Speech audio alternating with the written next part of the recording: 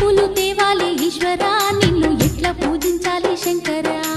ఏ పూలు తేవాలి ఈశ్వరా నిన్ను ఎట్లా పూజించాలి శంకరా కోటి మహిమలతోని కొలువైన కోటప్ప నిన్ను పూజించిన జన్మే ధన్యమయ్యా ఏ పూలు తేవాలి ఈశ్వరా నిన్ను ఎట్లా పూజించాలి శంకరా ఏ పూలు తేవాలి ఈశ్వరా నిన్ను ఎట్లా పూజించాలి శంకరా